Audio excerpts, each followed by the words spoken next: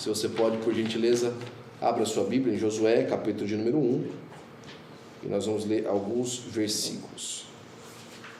Esse estudo foi escrito pelo nosso querido pastor lá da cidade de Lighthouse Point, pastor Alcir Florentino, escreveu esse estudo, e ele é parte dessa série de estudos que nós estamos falando no Ministério do Belém esse ano, sobre caráter, conduta e comunhão. Comunhão, caráter e conduta, né?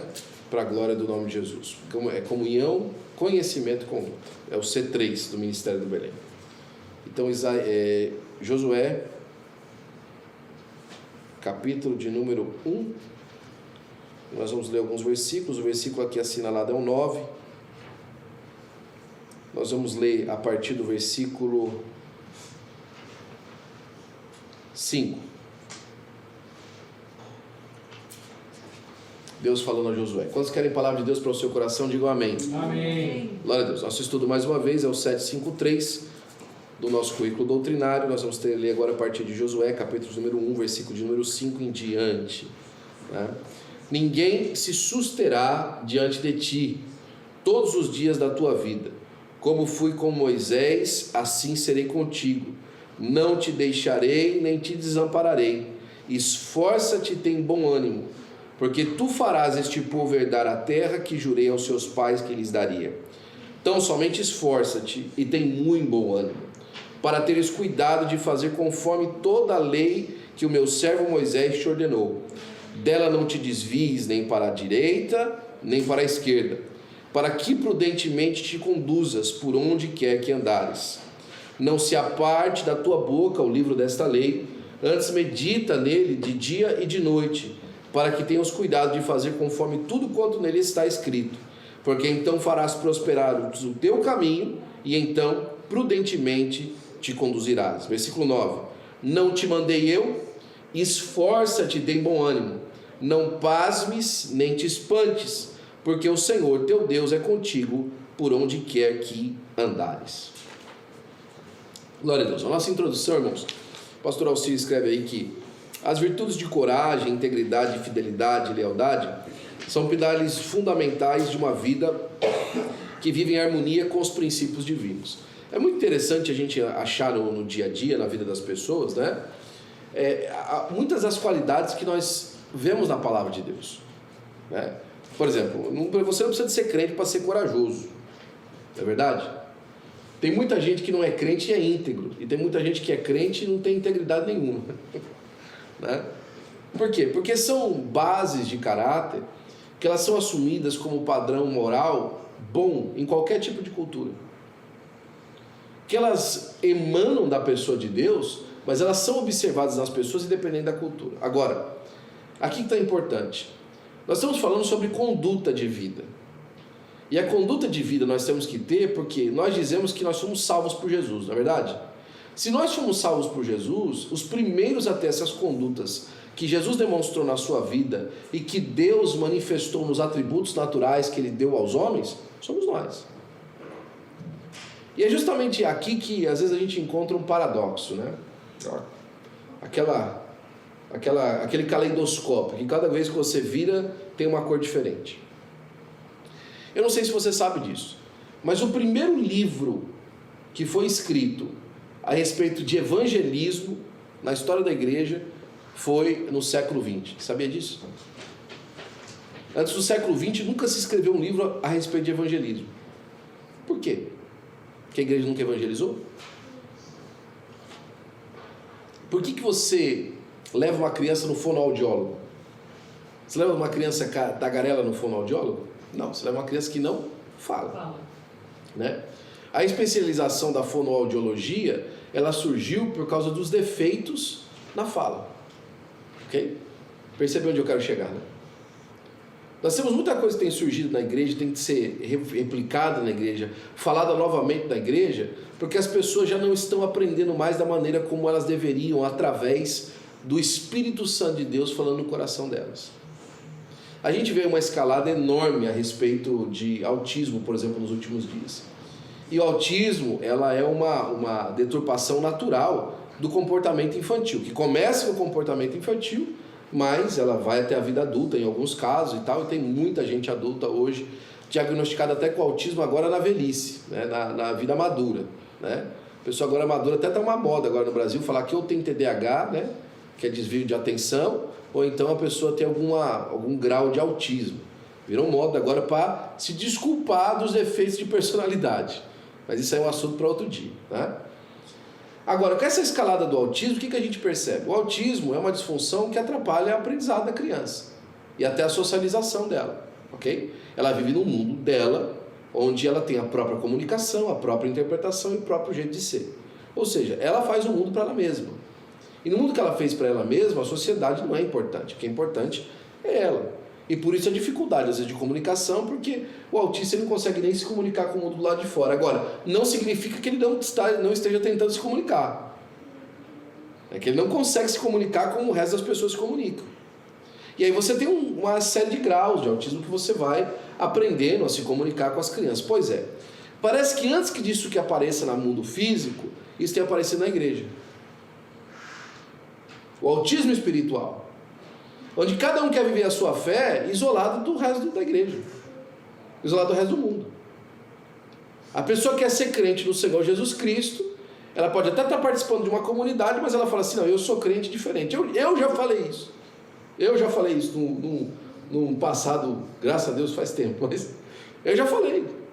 A pessoa fala assim, você é da Assembleia de Deus? A minha primeira resposta é, eu sou, mas eu não sou igual a eles lá. Por quê? Porque eu sabia o que significava para aquelas pessoas identificar um assembleiano.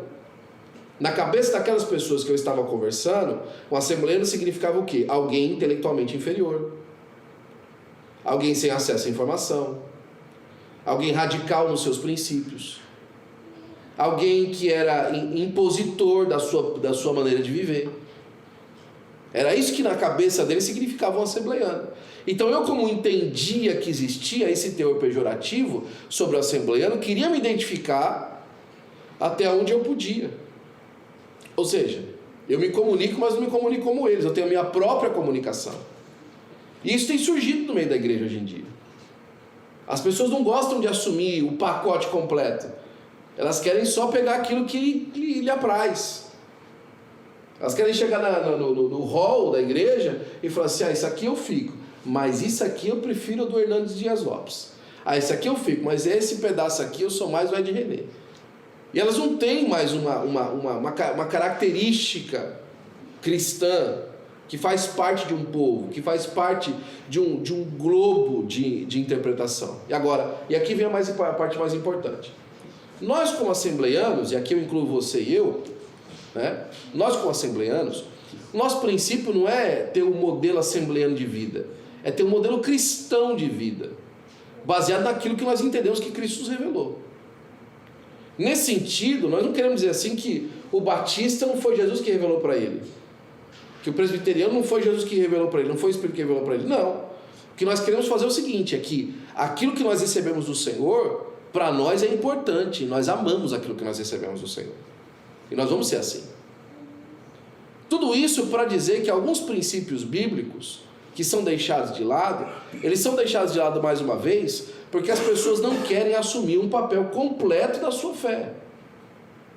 Né? Não quer assumir o papel completo da sua fé. Ela quer pick and choose. Quer pegar aquilo que ela pode escolher. Aqui no caso que a gente vai ver, nesses características que a gente vai ver hoje, não tem nenhuma que é denominacional.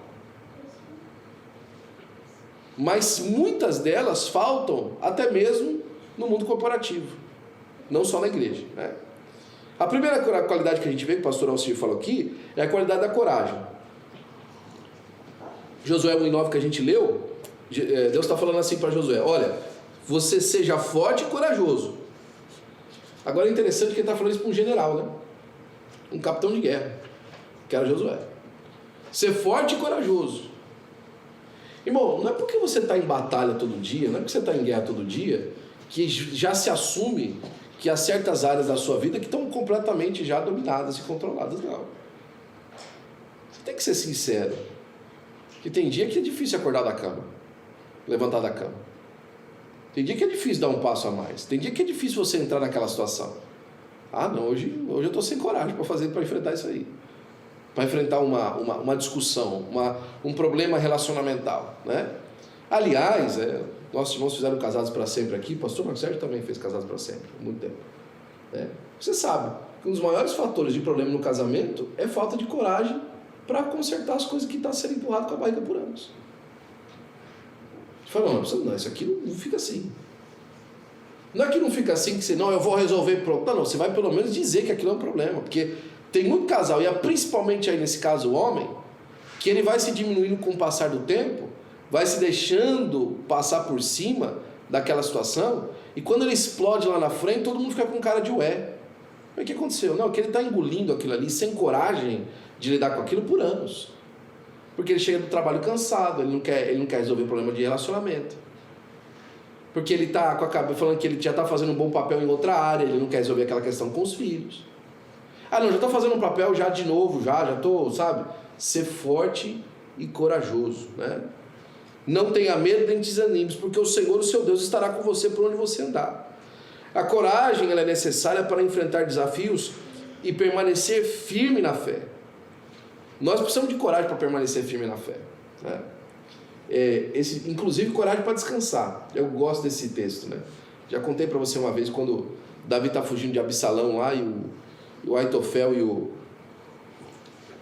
e o Abiatar estão dando um conselho diferente para Absalão do que eles têm que fazer com Davi, né? O Aitofel falou, me dá 50 homens que hoje eu vou pegar Davi, vou trazer ele na cabeça aqui, vamos acabar com a história de Davi. E o Abiatar falou assim, não, calma rei, não faça isso não, porque agora seu pai deve estar como uma ursa roubada pelos cachorros, seus filhotes, né? Aquela expressão bem nordestina, né? A ursa roubada pelos cachorros, né? E como é que estava Davi? Salmo 4, versículo 8, em paz me deito e quase logo pego no sono, porque só tu, Senhor, me faz habitar em segurança. Para você descansar no momento de dificuldade, você precisa de coragem.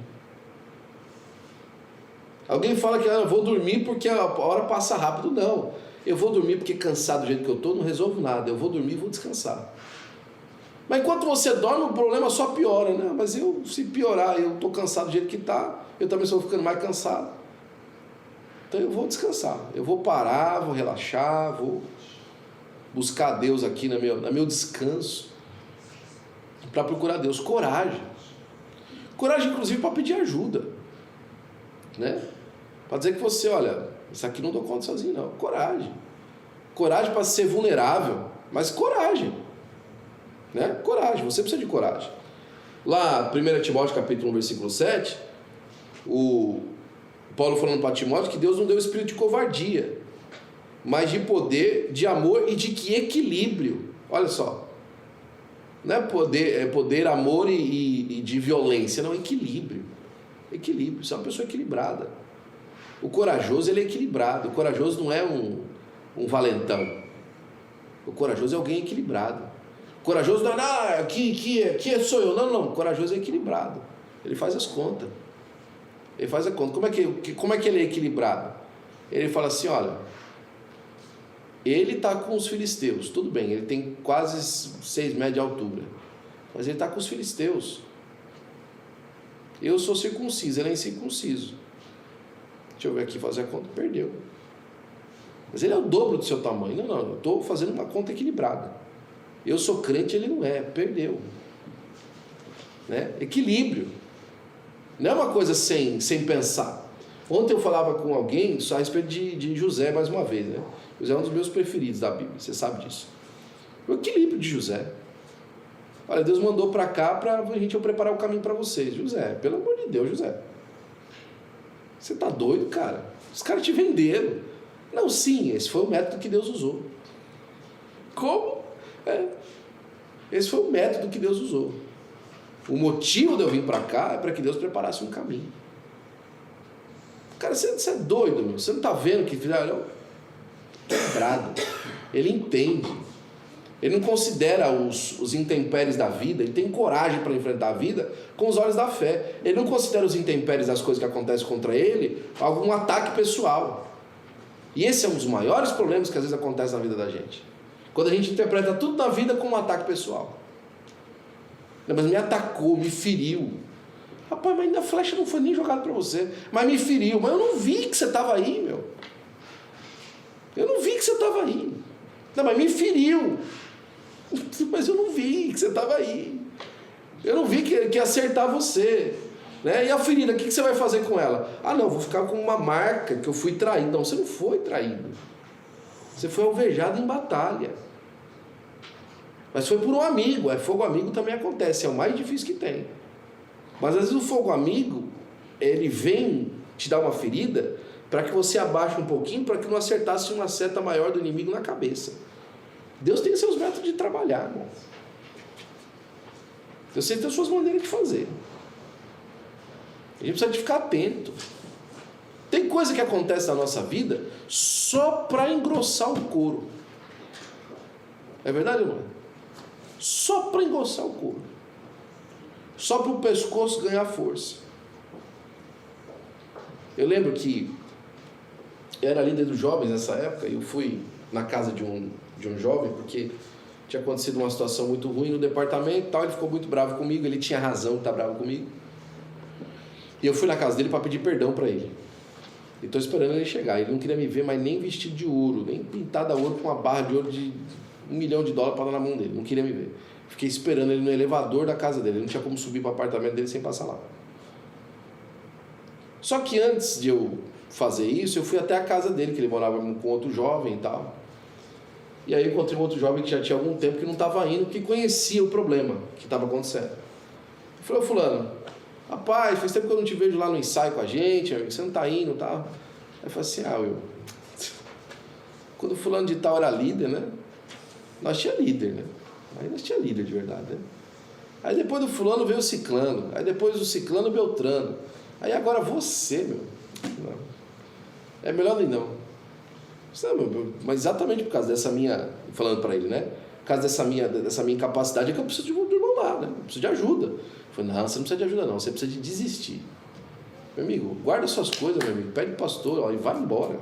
Vai fazer outra coisa, você não sabe fazer isso aqui não. Né? Você não tem talento nenhum para isso. Muda de vontade.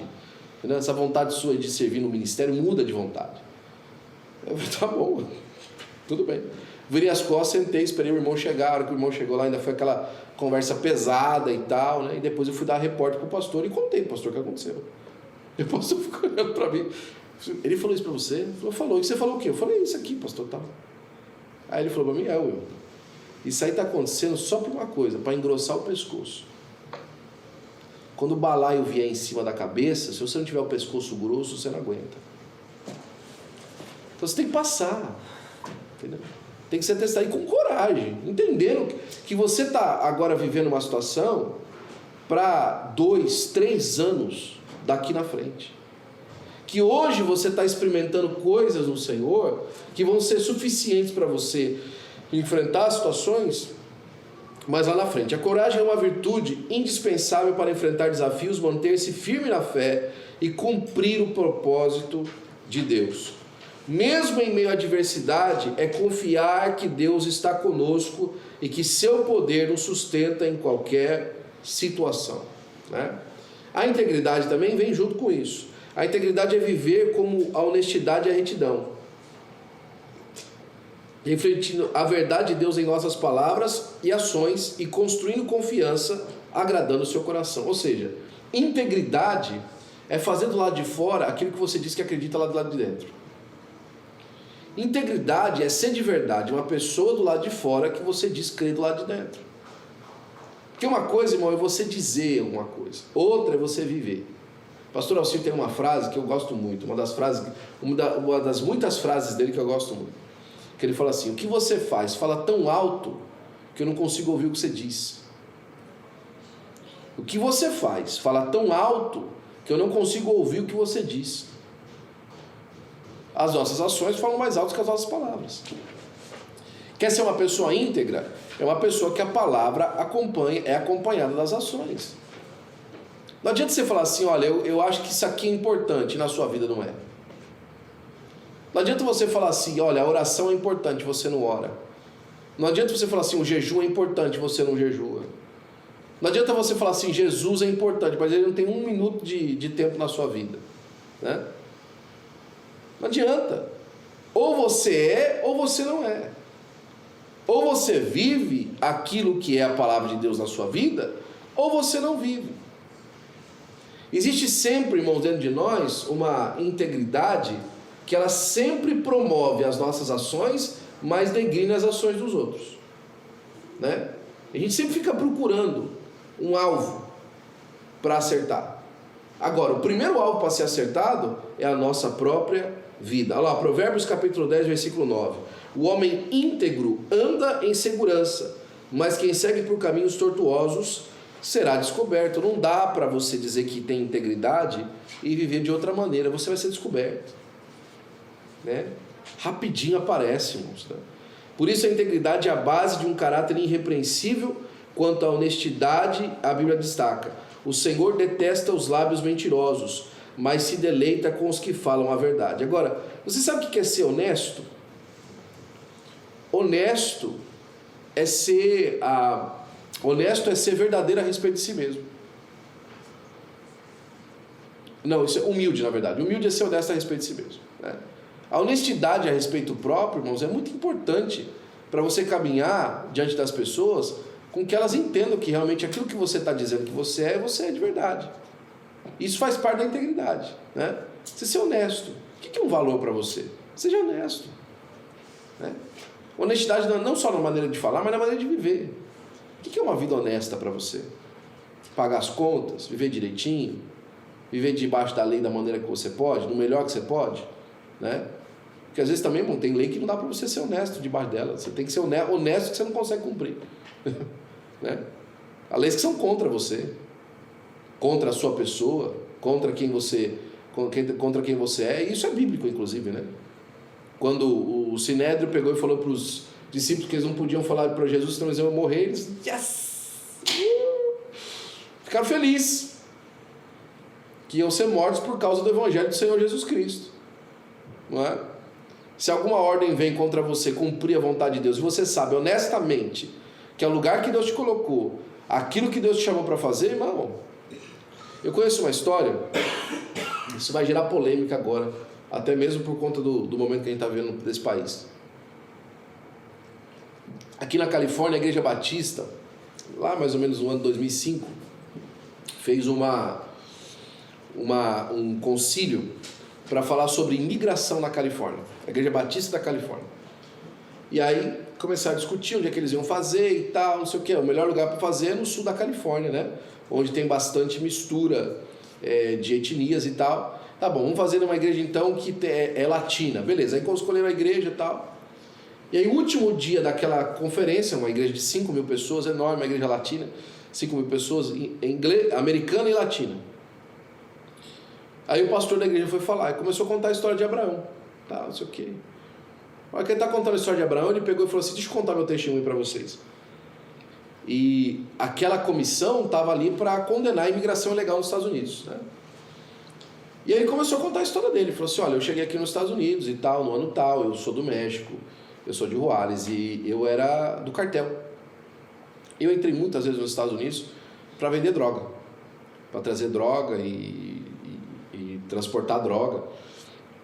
Eu fiz isso por muitas e muitas vezes, mas muitas vezes.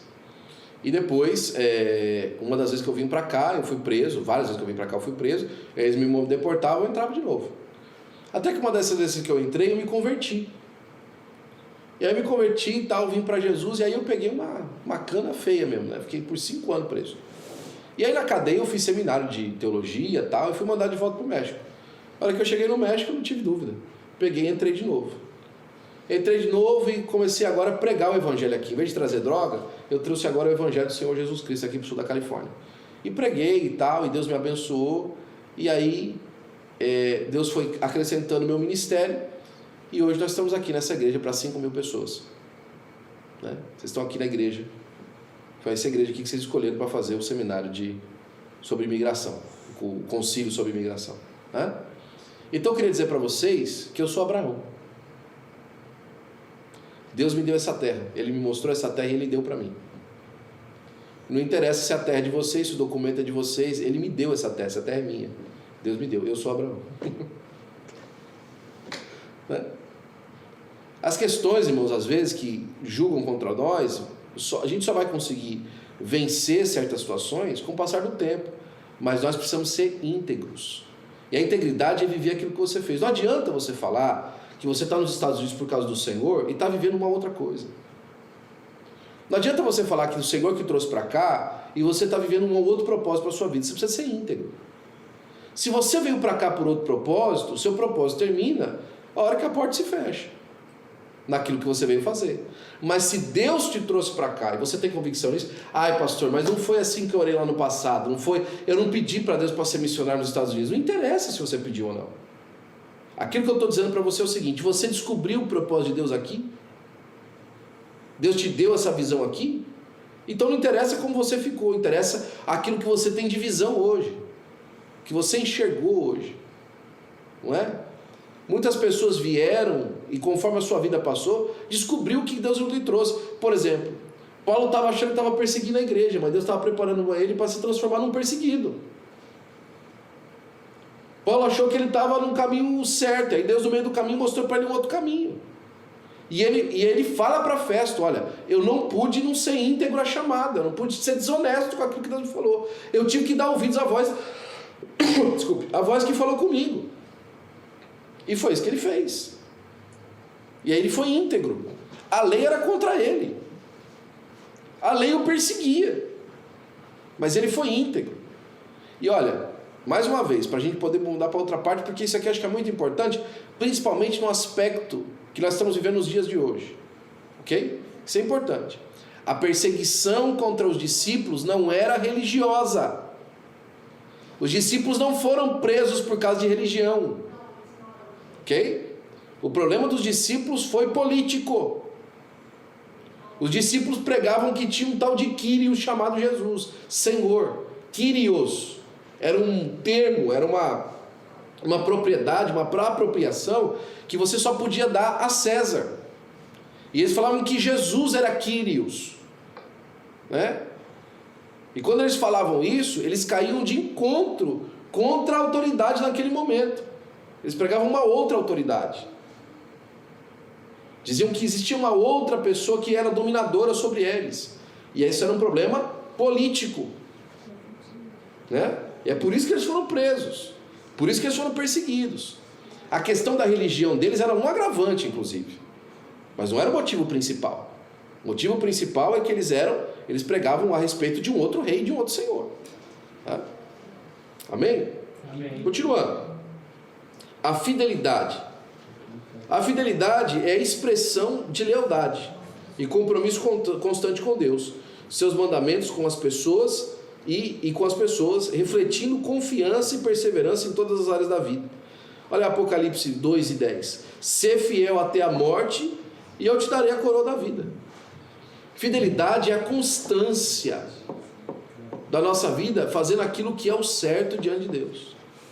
É a constância, né? A integridade é viver aquilo que você diz, e a fidelidade é a continuidade disso. Esses dias atrás eu sempre comento isso com nossos companheiros aqui na igreja, né? E eu estava vendo uma frase esses dias, mais uma vez, que diz respeito disso. O talento é muito bom. É muito bom ser talentoso, ter uma pessoa talentosa perto de você, ou desfrutar do talento de alguém. Mas a continuidade, a constância é mais importante que o talento. O que você prefere? Um funcionário que aparece uma vez quando ele quer e arrebenta, ou um funcionário que é mais ou menos, mas está lá todo dia? O que você prefere? Aquele que é um talento, que ele chega lá e faz tudo rapidinho, ou aquele que está chovendo, está fazendo sol e tal? Ele é mais ou menos, mas ele está lá, segurando teu braço, te ajudando o tempo todo. O que você prefere? Eu prefiro constante. Ele pode não ser o cara mais talentoso do mundo, mas ele está sempre lá. Eu sempre me importei, no trabalho da obra de Deus, ser uma pessoa constante, antes de querer apresentar qualquer tipo de talento. Eu sabia que era mais importante, inclusive para adquirir talento, para desenvolver uma virtude, era importante ser constante. Então tem muita coisa que Não faz parte do meu talento natural, mas eu aprendi de tanto insistir, de continuar fazendo. Isso é fidelidade. Ser fiel até a morte te daria a coroa da vida.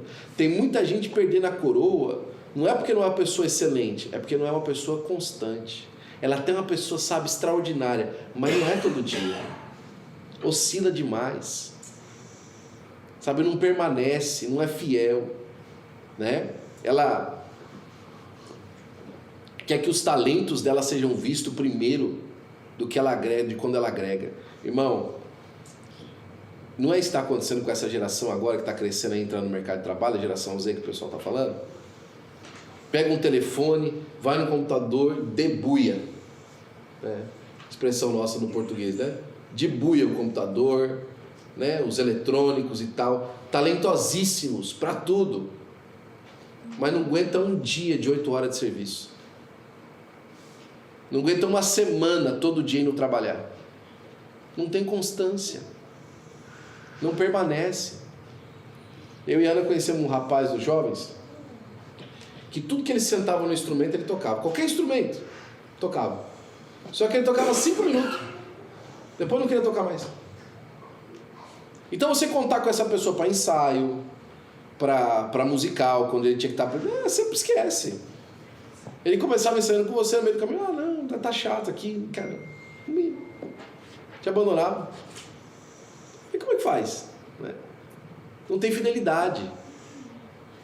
Não tem fidelidade, não tem constância, né? A fidelidade reflete a lealdade e o compromisso com Deus e os seus mandamentos.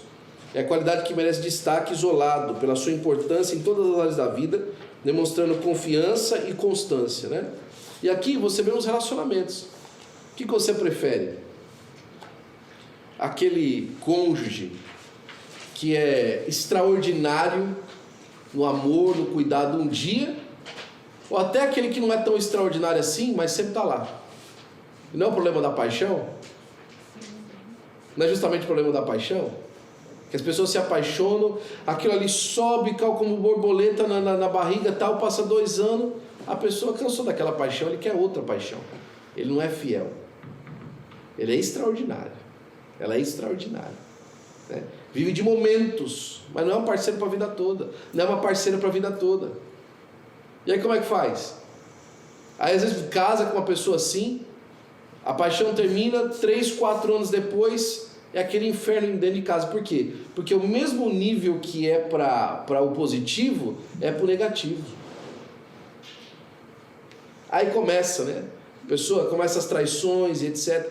Muita gente passa assim na igreja, na caminhada com Jesus. Inclusive um dos nossos irmãos conversavam comigo essa semana e falaram assim: pastor, isso é gente mal convertida. Aprendeu errado o que é evangelho. Ele achou que o evangelho era Deus todo dia paparicando nele naquela situação que ele tem. Aí quando termina o paparico naquela situação, porque está na hora de crescer e virar gente grande, precisa de tirar o leitinho da boca para começar a comer comida sólida. Ai, não aguento. Não. É porque não é fiel. Não é fiel, é inconstante. Né? E aí vem a lealdade. A lealdade é uma coisa muito interessante, irmão, porque a lealdade é uma virtude que reflete amor, e a fidelidade é o compromisso, né? Então é o seguinte, ele nos chama para permanecer não só fiéis, mas também leais. Por quê? Porque a lealdade, a fidelidade geralmente ela está ligada a contratos. Enquanto eu me mantenho fiel, a pessoa se mantém fiel também. Mas a lealdade, ela defende quando as coisas inclusive são contrárias. Né? O que é um amigo leal? É um amigo que é aquele que defende você quando você está errado. Não que ele defende o seu erro, ele defende você. Diferente. Não, ele está errado, você vai falar assim dele não. Olha, pode ter até feito isso aí para você, mas esse não é ele. Você é um amigo leal, não é? Então tudo bem, ele fez isso aí, tá ok, fez para você, mas ele não é isso. Você não vai falar mal dele aqui não. Você é um amigo leal, né? Que te vê você além daquela situação, daquela circunstância, não é? Jesus é um amigo leal, né? Ele nos salvou e nos protege quando a gente erra. Quando a gente erra, que o diabo quer a nossa cabeça, ele fala: não, olha, Pedro, O diabo pediu para peneirar você como um trigo, mas eu pedi ao Pai para que a vossa fé não desfaleça. Jesus é um amigo leal. Não é? Olha, vai acontecer aquela situação, Pedro, que você vai ser peneirado como um trigo, mas eu vou estar lá segurando a tua mão, Pedrão. Você não vai desfalecer não, você vai ficar de pé, meu amigo. Amigo leal. Sabe que as situações da vida são contrárias, elas acontecem, elas passam, mas ele está lá junto. O que é um crente leal com Deus? Olha, o céu está fechado. Olha, eu estou pedindo, estou clamando a Deus e as coisas não acontecem, mas eu sei que Deus é fiel e ao seu tempo Ele vai me responder. Isso é um crente leal. O crente fiel, ele fala assim, não, eu sou fiel a Deus, mas parece que Deus não está aparecendo, Deus não está me ajudando. Não. Esse é o fiel. O leal é diferente. O leal, ele protege o caráter de Deus, ele abraça o caráter, como se Deus precisasse de proteção. Deus não precisa de proteção, Ele é Deus, mas o crente leal, ele abraça a Deus, mesmo quando a resposta não vem. Ele adora a Deus, mesmo quando a situação está contrária. Ele é leal. Não é porque hoje não está chovendo do jeito que eu quero, que Deus deixou de ser Deus. Não é porque minha vida não está andando do jeito que Deus me prometeu, é que Deus deixou de ser Deus. Deus está preparando alguma coisa. Ele é meu amigo, eu sei que o meu Redentor vive e por fim se levantará. Jó foi leal com Deus. Jó foi leal com Deus. Não foi só fiel, ele foi leal, né? Amigo de Deus, andando com o Senhor. Essa é a diferença também de Abraão, né? Abraão, quando aparecia a situação, não, eu vou falar com Deus, Deus vai falar comigo. Era com Deus, mas você não vê Abraão murmurando, José murmurando contra Deus, não. Leal, uma amizade verdadeira com o Senhor, né? Provérbios 17 diz assim: o amigo ama em todo o tempo, e na adversidade nasce o irmão. E é um irmão na adversidade, né? Por quê? Porque, de novo, na adversidade, quando as coisas estão contrárias, ele protege você. Na fidelidade ele vai junto com você, mas quando a coisa é contrária a você, ele protege você, esconde você.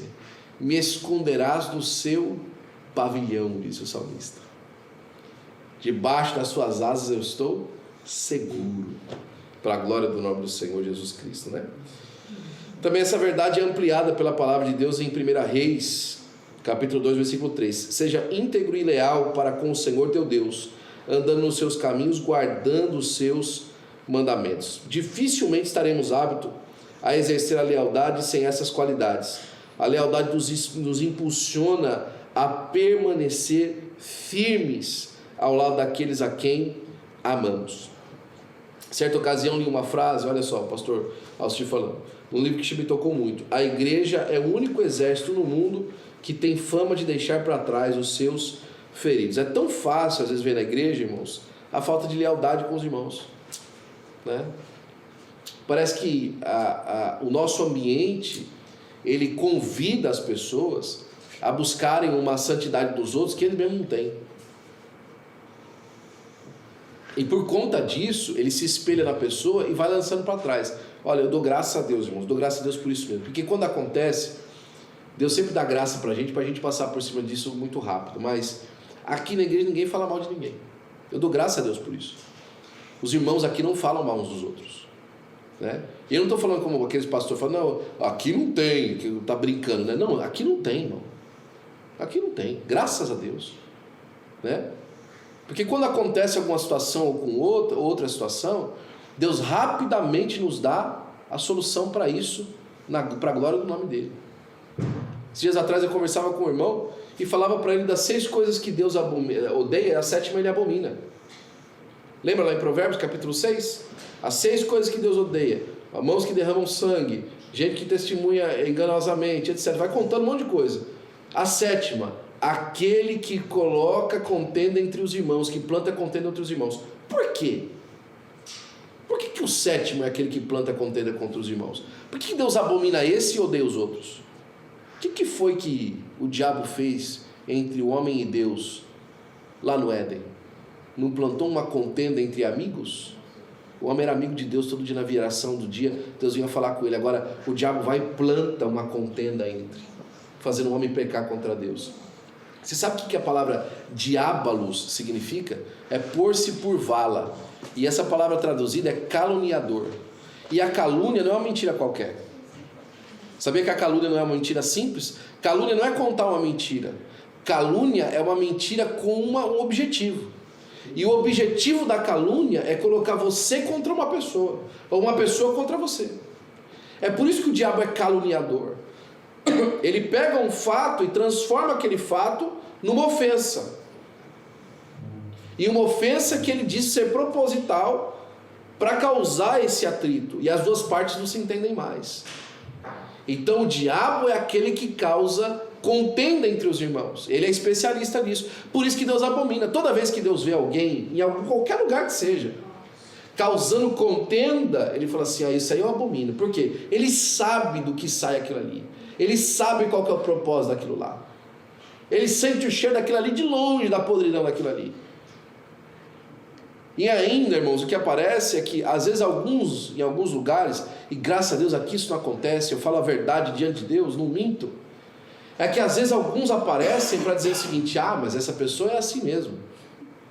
Essa pessoa é assim mesmo. Inclusive, olha, tem esse fato aqui e vai trazendo, vai juntando, vai fazendo uma montanha para aquilo, para caluniar, para quebrar a unidade. O que ela não está percebendo é o seguinte, que quebrando a unidade, ela falha na lealdade. Né? Falando na lealdade, a fidelidade vai embora. E aí, irmão, não tem mais um corpo que se sustenta. Aí o corpo começa a se degladiar um com o outro. E a pessoa não entende que ela está atacando a si mesma quando ela faz isso. Mas em nome de Jesus, a gente está recebendo instrução hoje para que o Espírito Santo de Deus mostre no coração. Ei, pai, isso aí eu não posso tocar. Não. Isso aqui, eu estou errado em me sentir ofendido por uma pessoa que me ama. E se eu tenho uma ofensa, eu vou chegar com essa pessoa e vou falar com ela. E graças a Deus isso tem sido bênção, porque as pessoas quando elas chegam e falam assim, olha, isso aqui me feriu, isso aqui foi, me explica por que isso aqui foi desse jeito, por que isso aqui aconteceu. A pessoa conversa, vai embora. Irmão, eu aprendi isso com o meu pastor há muitos anos atrás. O meu carro tem marcha ré. Irmão. Se eu precisar dar ré no carro e falar assim, desculpa, me perdoa, eu não percebi, eu não me atentei. E eu procuro pedir perdão sem aquele perdão fajuto. Sabe qual que é o perdão fajuto? Você me perdoa, mas você também, né? Você é perdão fajuto. Não, tudo bem, eu falei, mas eu falei porque você, né? Isso é perdão fajuto. Peça perdão, porque você está errado. Mas se a pessoa não pedir perdão para mim, esse é problema dela com Deus. Peça perdão e perdoe. E vá em frente, em unidade, em amizade, para que o nome do Senhor seja glorificado. Né? Nós não podemos deixar, está aqui no nosso estudo, aqueles que foram emocionalmente e fisicamente feridos para trás. Né? A única maneira de nós vamos deixar alguém para trás é se a pessoa falar assim, olha, me enterra aqui. E mesmo assim nós vamos insistir. Levar junto com a gente. Se é uma coisa que me fere, eu sempre fiquei ferido com isso, é as pessoas saírem da igreja sem conversar com a gente porque se sentiu ferido por alguma coisa. Isso me deixa muito chateado. Por quê? Porque eu não tive chance da gente chegar no denominador comum. Eu não estou dizendo que a pessoa tem que ficar aqui comigo para sempre, né? Sou dono de ninguém. E o caminho de cada um, quem deu é o Senhor. E eu creio muito nisso. Agora, se nós sentarmos e avaliarmos a nossa vida, e entendermos o porquê que a gente não pode... Por que isso? Por que nós não podemos falar? Por que a gente não pode sentar, olhar um no olho do outro, falar a verdade um para o outro? E entender de verdade qual que é o processo? Por quê? Porque assim, irmãos, aquela ferida que é formada, ela não cicatriza. Não cicatriza. E um membro fora do corpo, você sabe o que acontece com ele, né? Se você cortar um dedo do corpo, o que acontece com o dedo que você cortou? Ele morre. E o corpo? O corpo cicatriza e continua. É importante a gente entender isso para a gente ter cuidado com aqueles que fisicamente ou espiritualmente foram feridos. A nossa conclusão vai dizer o seguinte, que ao refletirmos sobre as virtudes da coragem, integridade, fidelidade e lealdade, percebemos que elas são indispensáveis para vivermos em harmonia com os valores divinos. Essas qualidades não só moldam o nosso caráter e fortalecem a nossa fé, mas também nos impulsionam a agir com amor, compromisso e justiça em todas as áreas da vida. Nós precisamos ser justos. E a justiça, irmão, sem misericórdia, ela não faz um bom papel. Justo. Olha, será que eu queria isso para mim? Será que eu gostaria de ser tratado dessa maneira? Será que eu gostaria de ser entendido dessa maneira? Justo. Das duas maneiras, né? Então, a diferença entre as virtudes e o fruto do Espírito. As virtudes são as qualidades morais ou espirituais que refletem um caráter elevado. Já o fruto do Espírito refere-se às qualidades específicas que são resultado da ação do Espírito Santo na vida. Então é importante que nós, em termos do Espírito Santo de Deus na nossa vida, busquemos ter os valores agora das virtudes na nossa caminhada de acordo com esses frutos que nasceram. Então, uma ação prática para a gente aqui hoje. Nós precisamos incorporar as virtudes de coragem, integridade, fidelidade e lealdade para refletir esses valores. Uma atividade prática para isso é: escolha um desafio em sua vida, para você ter coragem, que você precisa demonstrar coragem, né? Qual que é um desafio que você precisa? E memorize esse versículo, né? Ser forte e corajoso. Agora, olha que interessante. Muitos de nós, nessa aqui da questão da coragem, já podemos olhar para trás e apontar um momento da nossa vida que a gente precisa ter coragem, não é verdade? Mudar para os Estados Unidos. Ter coragem. Fazer essa mudança para cá. Essa vinda para cá. Não é? Precisa ter coragem.